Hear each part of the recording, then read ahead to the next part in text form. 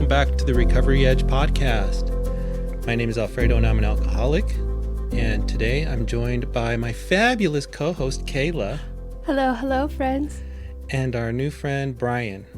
Well, new guest Brian. Hi, my name is Brian. I am an alcoholic. Hi Brian, thanks for joining us today. Brian, I met you at the group here in Johnstown. Oh my gosh, what do we call it? Primary purpose. Primary Purpose. I've only been going there like a year, so, almost. And, well, let's start off with your sober date. My sober date is August 3rd, 2021. So you have just over 2 years, huh? Correct. So when I first met you, you were about 1 year, I bet. I met you before then. I think we've crossed paths at, I don't know if it's your home group in Rin, Frederick. Yeah, on Friday nights. Yeah. I think I saw you a time or two there and then probably met you at Johnstown Primary. Yeah. That's cool. So is that your home group? What is your home group? My home group is Johnstown Primary Purpose group in Johnstown. Yeah. And you recently got another service position. Yes, I am now the GSR for the Monday, Thursday Johnstown Primary Purpose group. Nice. Congrats on that. Thank you. You're the man now. You're in charge. That's what they tell me. Really?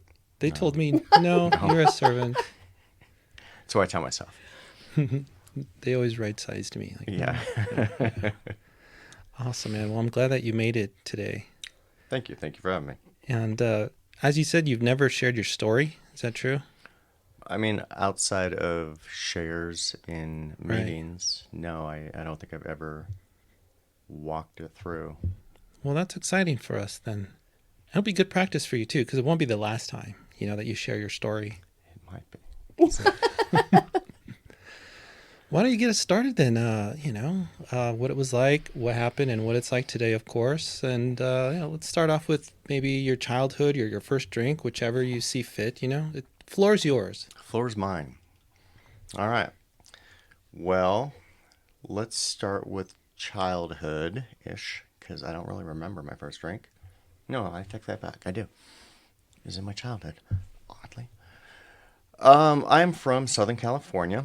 I was born in the 70s. Parents weren't hippies. My dad was a drinker. My dad was an alcoholic. He was to me, the fun, jovial, cool dad when he drank. When he didn't drink, he was just dad. So I had that to contend with, becoming an adult drinker in my future, because I thought it was cool to drink. So in there was my first drink. I remember we were at one of my dad's friends' shops. He was a little bit of a motorhead, and they were out in front of some garage working on some dune buggy, and they were drinking beer.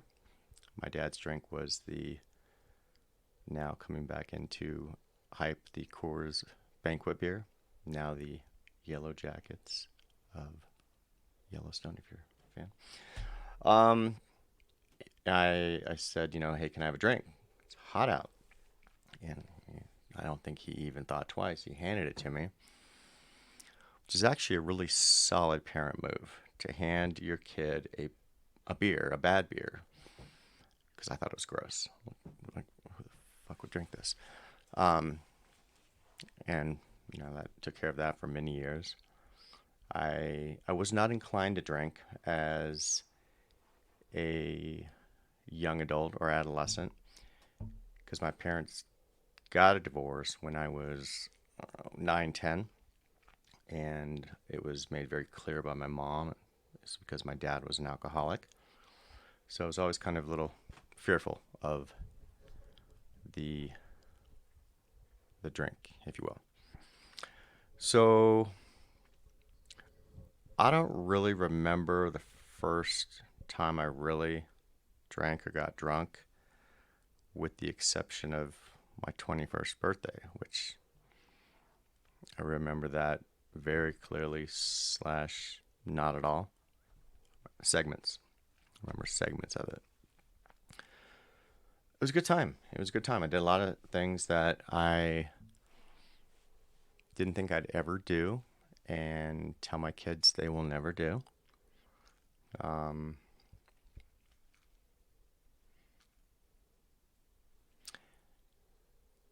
and here we are. I mean, like what, 40 years later? I'm in this room as a recovering alcoholic. Why would you say recovering alcoholic? I don't know, because it's a term that's thrown around that I am. No, I'll go with it because I'm certainly not recovered. I am told and am coming to believe that none of us are. If I just go straight by the meaning of the word, it's something in progress, work in progress. There's a lot of semantics, in AA when we're sharing and everybody has like their own different views. And then sometimes they try to push it on you and whatever. But all in all, it's really how you feel that benefits you best, I think. Some people, I've heard people go in and say, I'm a drunk, even though they have like 20 years of sobriety. I'm like, okay. I'm a recovering alcoholic. I'm a recovered alcoholic. I'm an alcoholic. I'm not even an alcoholic. But why don't you tell us, did anybody in your early years of drinking notice that you had a problem before you did? I'm sure they did. I mean, I get comments from my mother. I think she thought I was on drugs a lot. I think she even asked me once, and I'm like, are you on drugs? Yeah. I don't think I've ever really done drugs, but it was more of a fun way to communicate and mess with the woman. I am certain that people saw it because I drank differently than most of the people I associated with after college. Outside of going back home to visit with friends from high school, we drank the same until they all started, going off and getting married and having kids, because we were of that age. I was of that age. I just wasn't of that mindset. And I just wanted to, keep going out and having fun. And all their wives were just party poopers because you're lame now. And I didn't get it until, I went off and had my own kids. And then I began to understand that, a decade or so later. And that changed my drinking, and that I just didn't do it as much.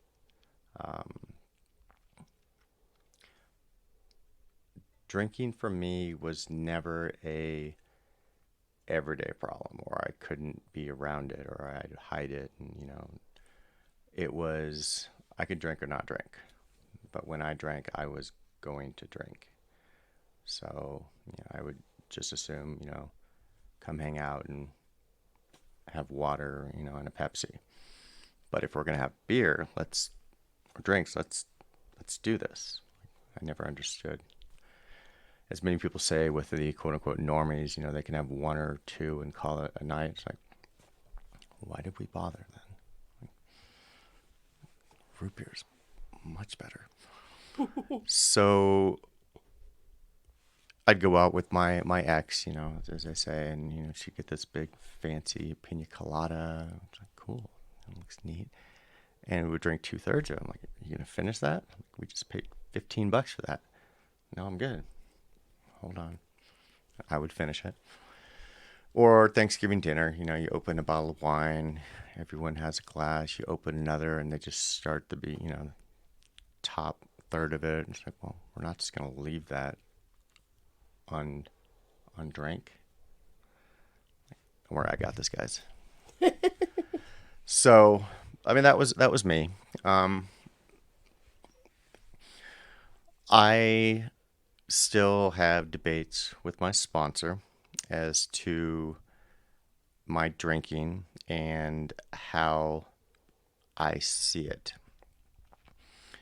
I don't feel as if I drink like an alcoholic per se, but I have zero doubt that I think like an alcoholic.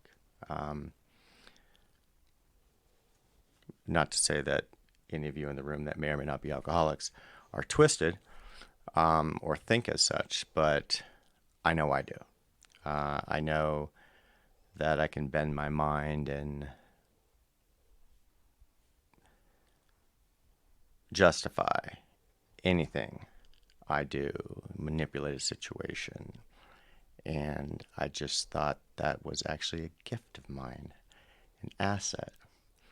And I remember going to a day in AA meeting my first week. Um, Not by choice. I had a friend that brought me and made me go.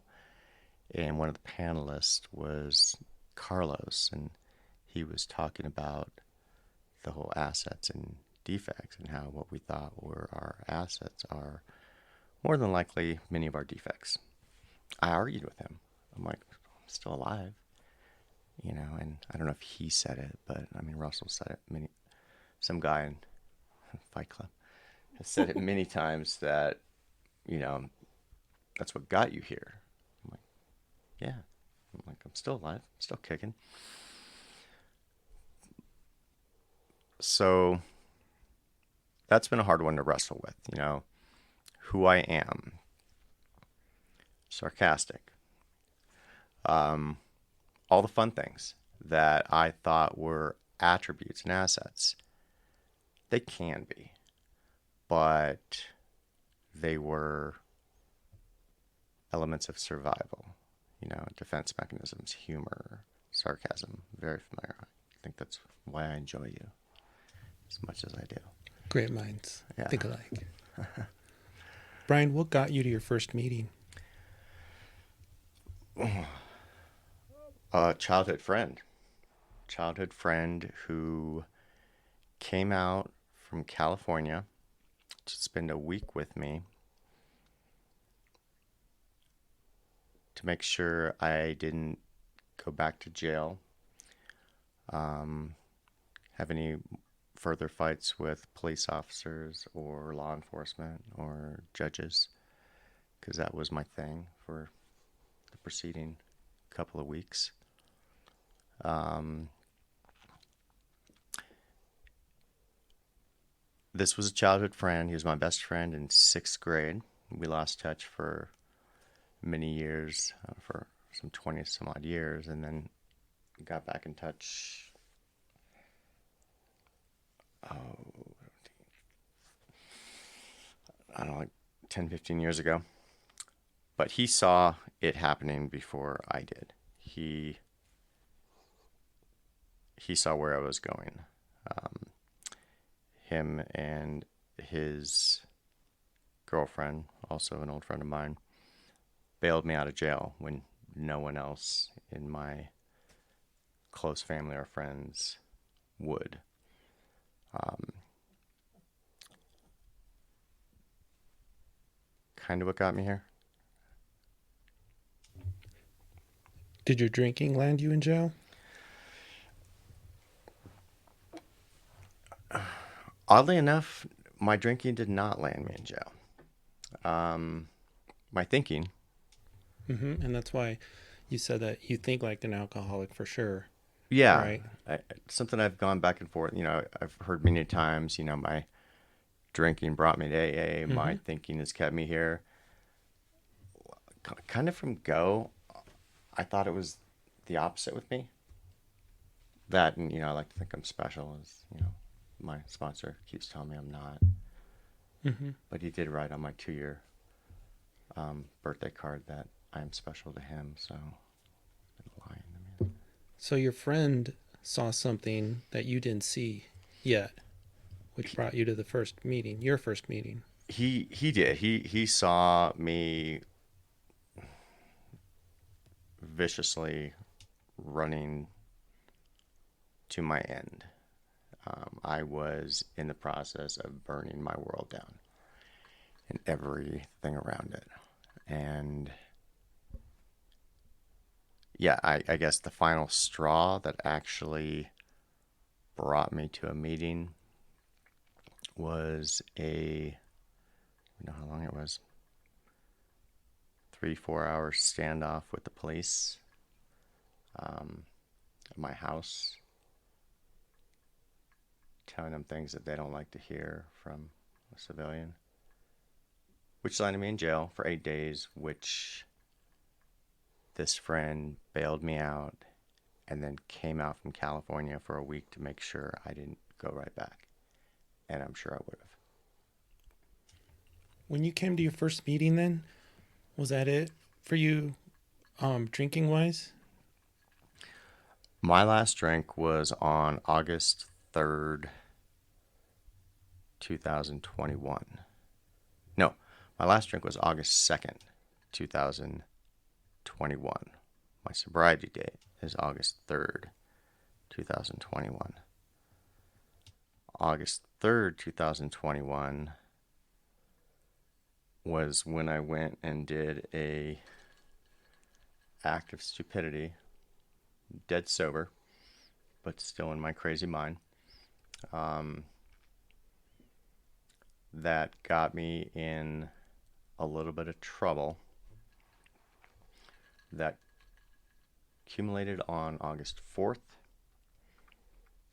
I went to jail for 8 days, and my buddy came out a few days later. Went to my first meeting around the 16th. So I don't know if I answered your question. Oh, so you're a one trip wonder. You just came into the program and stayed. You didn't have like a relapse. Sounds fun. I want to be that. I No, I have not relapsed in terms of having another drink. No, I my last drink was on the 3rd. My first meeting was on the 16th. I quit drinking to preempt what I saw coming from my ex, which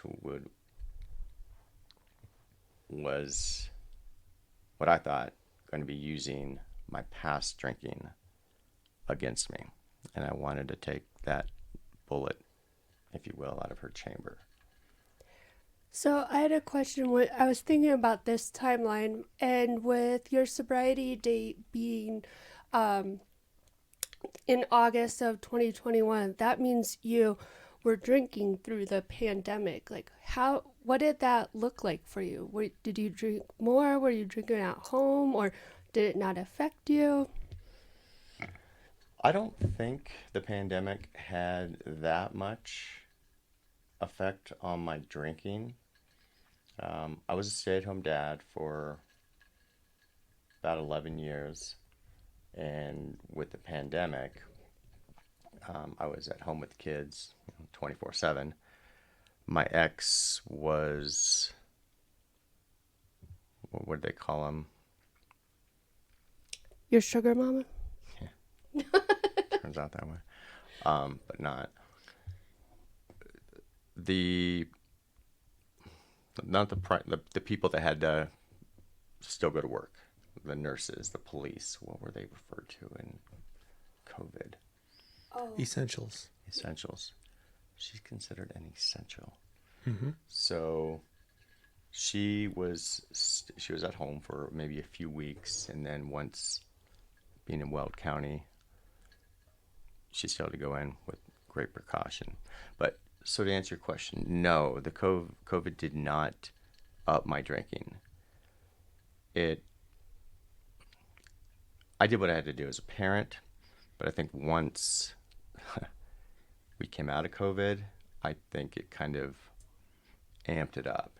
Because, okay, the world's normal again. I can get out in the world kind of took it to another level, which I think is kind of what led to where I am now. Mm-hmm. It's, I don't know, kid in a candy store, got to go out into the world again and drink and be normal, or drink and be abnormal, I guess. Probably abnormal Yeah, for us, yeah, right? Catching up on lost time. yeah, yeah. And then I did it quick. I did it good. How was your first year in the rooms? Angry. Mm. Um, I remember, I think it was JR that we were talking about earlier, meeting him or talking to him after my 2 year trip about a month ago, and him telling me that he remembered, me when I first came in, and that I was just angry and argumentative and telling them, how dumb they are. And like, I did that, really? Like, I like you. I wouldn't do that. You probably didn't do it to me directly as a group, because it's a lot easier to attack a group than an individual. But I remember I wanted nothing to do with this. I was there to support my friend who brought me in. Like, well, if you're an alcoholic, Elijah, I'll go with you. Sure, it's the least I can do. Bail me out of jail. And I think I've told you this before. He wanted to go every day for the week that he was here.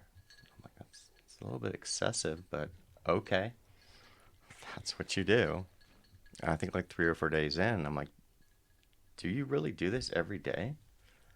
His answer was, I do it when I need to. I think he was letting me realize that, man, this is a you thing. Like, yeah, I still do it, but you really need it. At the end of the week, I kind of figured that out because I'm dense. Um,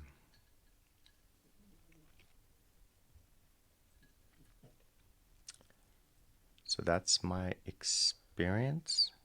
Have we Was hit my there, strength yet? well, here's Go a ahead. question though. In your early sobriety, when you're coming to the rooms, um, was there any moment that you felt like a light bulb just went off by what by like somebody must have said something and something clicked, you know? Do you remember any moments like that?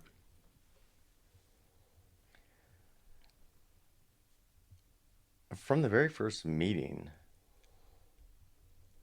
even though I didn't think that I was an alcoholic early on,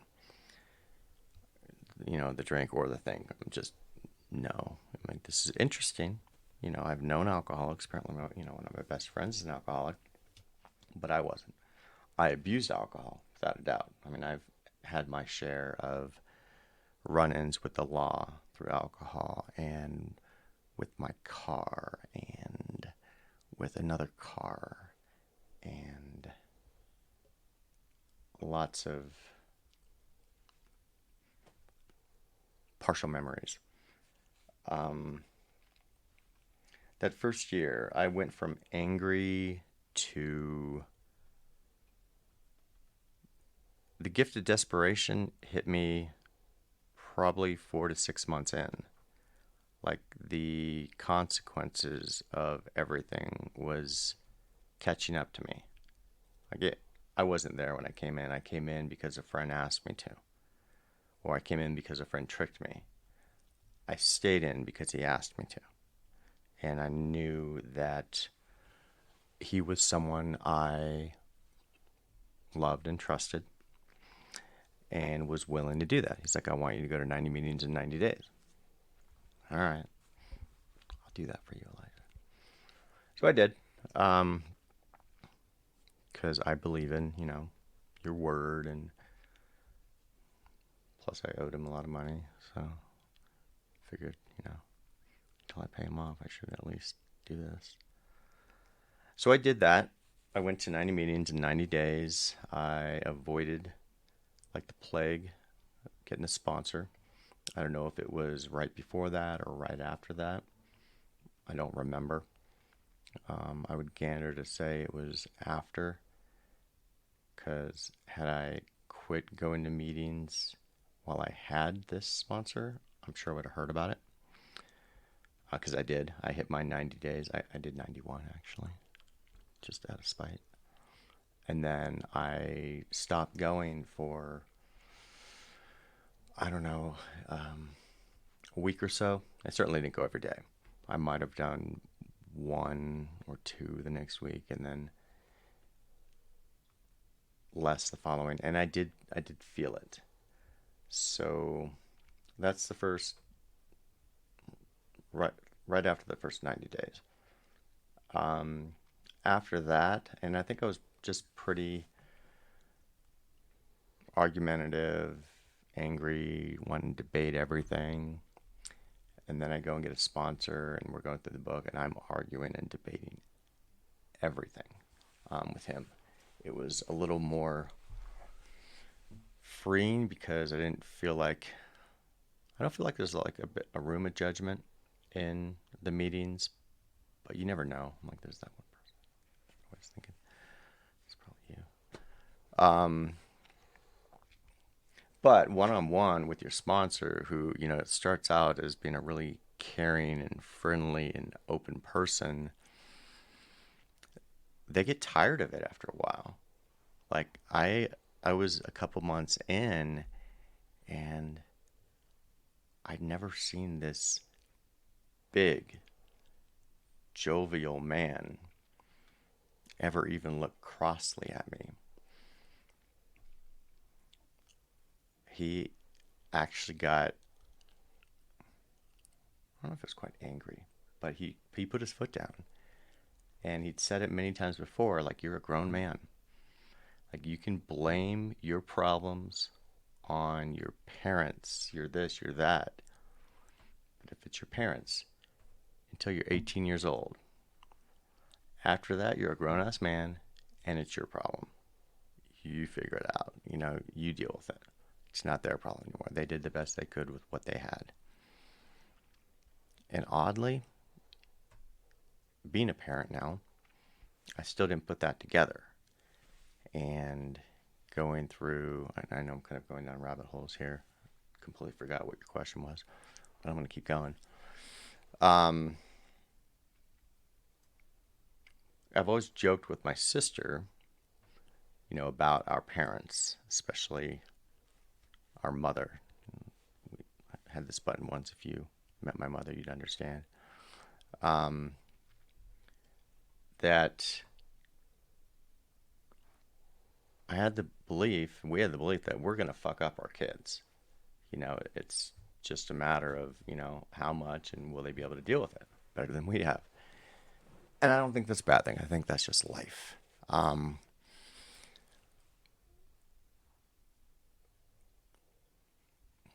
We'll stop there because I'm going to go down weird rabbit Well, holes. I had a question for you when I was listening to your story. I was thinking, like, how did your idea of God, like, did you grow up with an idea of God, or did you get one coming into the rooms, or how has that evolved? What does that look like? I did not grow up with an idea of God. I did not grow up with God. I grew up not in a godless home, just we didn't not speak of it. Um, my mom is Jewish, but wasn't raised in it. My dad was Catholic, but he didn't. I think they just agreed to not push anything upon us. So I didn't have any sort of religion or God, if you will, and then was sent to a Catholic high school, which didn't change that. It just kind of educated me a little bit about a certain viewpoint. I've always believed in something more than us, but coming into AA, I still couldn't jive the two, the higher power with what I believe to be more, and then y'all are calling it God, which I understand that that's, the term, but that's all it was to me. But you guys would say it with such confidence that it actually kind of broke my confidence in what I believed. Because yours is so strong, you're God. And I'm like, well, I just believe there's something more. You know, it's the same, but yours is so much stronger. So I struggled with that. Your God is better than mine. So it's not fair. So why should I, keep trying this whole God thing? I've heard so many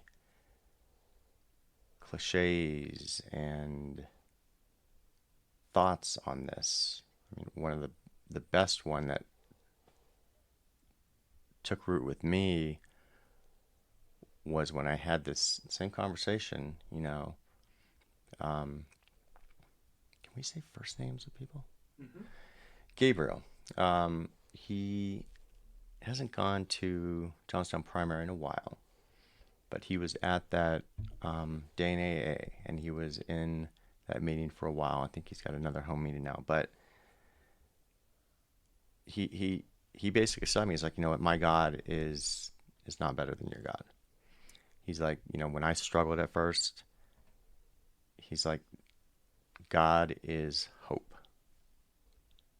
And that was something that I was able to kind of latch onto. There was something more to it. And I've learned a lot. I've learned a lot. Learned's not the right word. I've absorbed a lot, and I've been able to see things in a way that I never knew was. To live the life that I have now, because it's, kind of like recovering. But to see things the way I do now, I didn't even think this existed.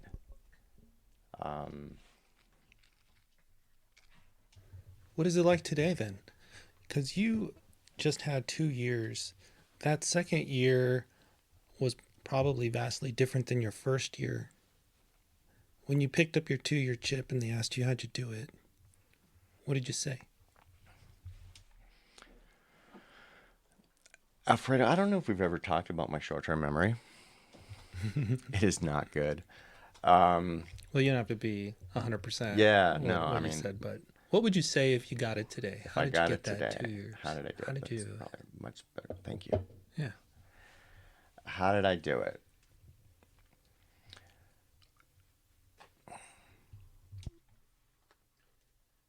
Probably because I listened. I kept coming back. I was told, keep coming back. I kept coming back. Um, I leaned on, I guess, one of my strong suits, which is I'll show up. I'm not always the timeliest, but I'll be there. I mean, I'll put in the work. Not always exactly as I'm told. I've got this insistence upon, doing it my way. And I met with my sponsor last week, and, I'm notoriously right on time, to the minute, or 5 minutes or 9 minutes past today. And I walk in, he's like, how's Brian today? I'm like, Brian's late. He's like, you showed up, which usually he razzes me on something, but I think I razzed myself. So he actually gave me that. And I think more than anything, that's how I kept doing what I was told. I kept coming back because, like they say, I did and do see things in you all in your life that I didn't have. I'm not here to say that I do have it, but I can say that I've got a shot at it now. I see things differently. I feel happy consistently, which I think is something that's always been evasive with me in my life. You know, I've had it here and I've had it there. I've never felt it consistently. It's always been very evasive. You know, almost got it. Got it for a little while. Hold on. It's going to get away. I don't feel like it's going anywhere. I feel like I can live happy. I feel like I can have the thing now that probably both my parents, I'm sure both my parents, but that I knew was the one thing my dad wanted for me more than anything was to be happy. And I always thought it was because he saw that I struggled with it. Um, my dad, probably that person I put on that pedestal, was an alcoholic. He quit drinking in 1984. Very similarly to myself. I'm told that he went to court, and I don't know how many times he'd been prior. My guess is more than once. The judge offered him two options. You know, you can go to jail or you can go to rehab. I remember I was told he went to rehab. I don't know which one he chose. I'm guessing that was the same time. I've got a cool mug that has my name on it from when he was in rehab, a little ceramic mug. It's really cool. I'll bring it next time. Anyhow, the man stopped drinking in 1984. I don't know what month, I don't know what day. And I have very little doubt that that man never had another drink in his life until he died 2012. So there's that example. And then I have a stepfather that probably quit drinking sometime in the late 80s. He went through AA. So I struggled with, okay, AA is dumb because my stepfather's dumb. My dad quit on his own. All right. My dad never did AA. And I think my dad struggled with happiness. And in my first, I don't know what it was, probably the first 90 days, I went to a meeting in Loveland. And some guy stood up and in his share, he's like, you know what, I came in, to these meetings, did it for my first year or two, and then I'm like, you guys are idiots, I don't need this. I don't need you guys. So he said he spent the next 10 years sober, but not in AA. And he wasn't happy. And he used the words dry drunk in that meeting, explaining that he didn't have a program, he didn't have a way of living, he didn't have these things, and he was just angry. And I'm like, that was my dad. And me and my dad are two very different people. Probably the man I admire most in this world. He had an odd sense of humor. And I would fuck with him all the time because I just wanted attention. He wasn't very attentive. He's a good person. But I would fuck with him. And one time I'm just like, for fuck's sake. Am I allowed to cuss on this? Sure. Okay. Fudge. When the fuck did you lose your sense of humor? I don't think I used fuck, but because he didn't like that. He just turned around, looked me dead in the eye. He's like, Brian, the day I quit drinking. Wow. Yeah. So I didn't realize it in the time. But, coming in the rooms, I'm like, fuck, you said that to a future alcoholic. Like, I need to hang on to this drink because I'm fucking funny. And apparently I need that.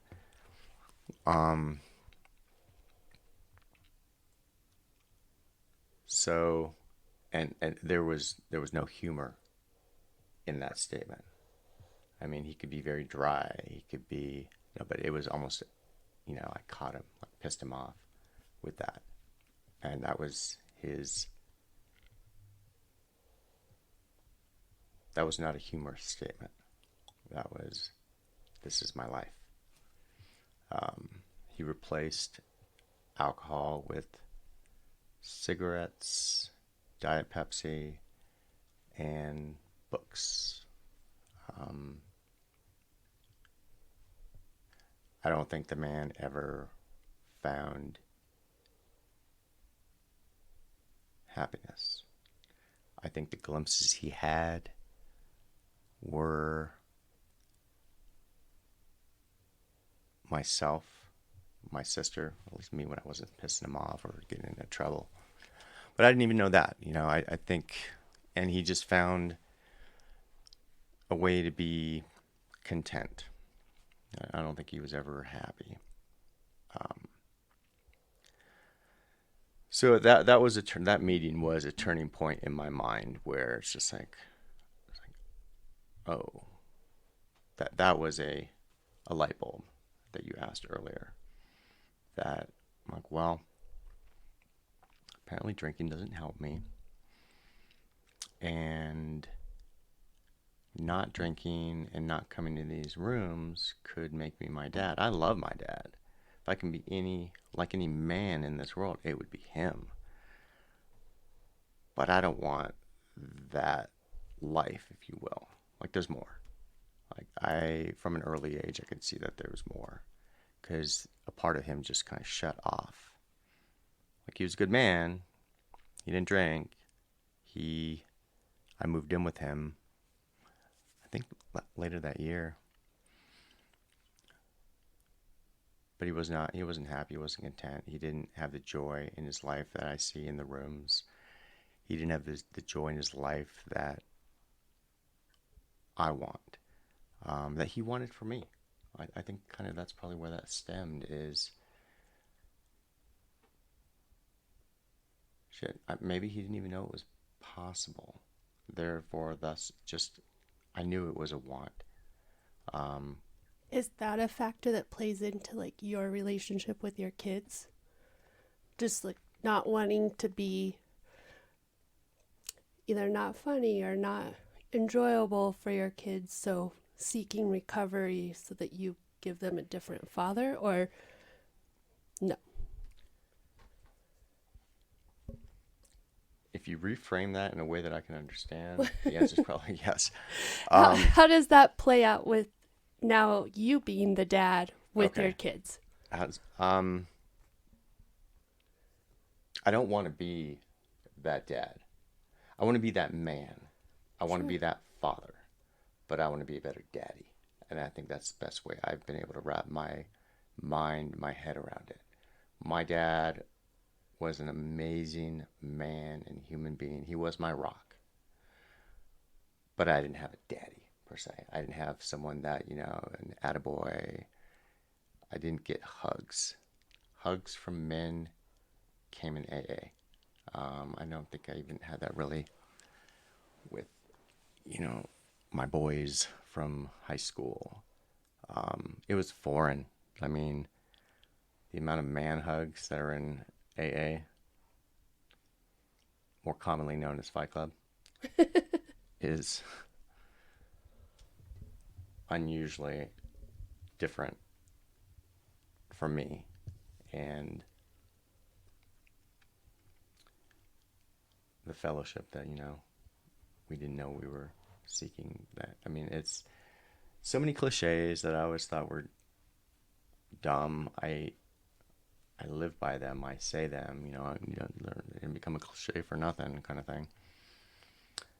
But yeah, I want to be emotionally available to my kids. I want to show them happiness. I want to show them that it is available to them. Um, I thought my happiness was in a drink.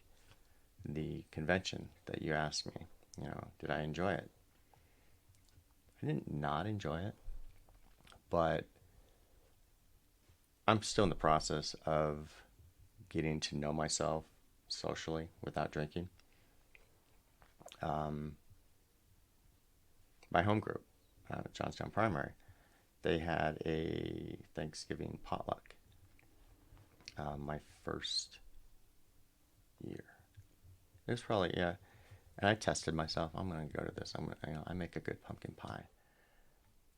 I brought a burnt pumpkin pie to the Thanksgiving potluck. And I told Dave and Gigi, I'm like, I think I burnt it. I'm like, do you want to try it? Well, maybe this year we can do a redo on that and But have another the point of Thanksgiving it one. is I hated it. I hated it. Like I had met, probably half the people in the room. I was so uncomfortable. So uncomfortable. It was a room full of people that I didn't really know. Like an AA Thanksgiving. I'm like, I would have had 2 drinks on the way to that. And then with a third one in hand, while I was there, just so I could deal But I don't think you're alone in that. Many of us go to those things in early sobriety feeling the same way. Well, thank you. It's a little more comforting. Can't get that fun experience back, but thank you. The tattoo on your arm, the keep going, is that a recovery thing or did you have that before? I mean, I've always wanted to ask you this. Yeah, I got it in recovery. This is actually my dad's writing in a Oh, that's book cool. that he wrote. He wasn't really much of a giver of anything emotionally. I caught him the day after of what was probably the happiest I've ever seen the man, which was the morning after my sister's wedding. We were all at that big breakfast banquet table. I was just doing my thing, probably still drunk from the night before. I had this book by poet Probst or something like that. Really cool book. It's a questionnaire, and I had some people, writing in. I had him, and usually he just kind of pushes it. But he was happy. I put it in front of him, and there was a list of questions, which they eat at me when I read them now. But the last question on the bottom of the page is, "What's your favorite motto?" And he wrote that. Keep going. So this is my only tattoo. I thought if I ever got one, that would probably be what it was, and I got it last November on his birthday. Not a tattoo person. I always thought I don't want one. I'm like, then I have commitment issues, so I'm committed to this now. But it's probably one of the. Well, it's a statement, though. How does that statement hit you? Keep It, going. in so many different ways. think I think it was his life, and I think he was also telling me something. And I see it at least, minimum every time I take a shower, or with deodorant. I get to see it. It makes me happy. It makes me happy. It reminds me on so many different levels and so many different ways. You know, I wanted a place that was personal, that it was mine. I didn't want to. I mean, it probably would have been good there. Just to remind people. He's pointing at his forehead. Yeah. Too bad we didn't have visual for this podcast. Brian, your story's fascinating. I'm really glad you came and shared it. If you could give yourself a piece of advice now to that Brian in the first year, or maybe the first 30 days, what would you tell yourself? Listen more, talk less.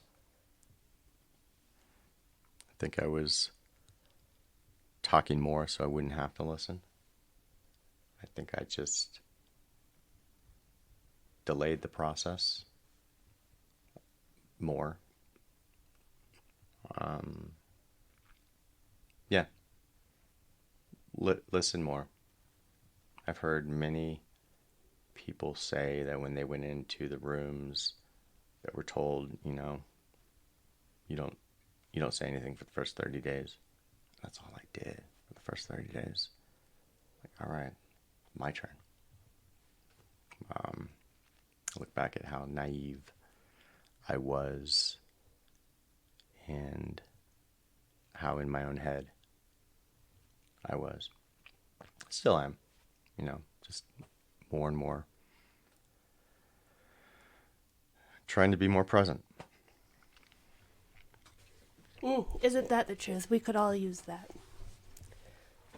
I think so. I mean, that's more than anything what I have now that I've never had before is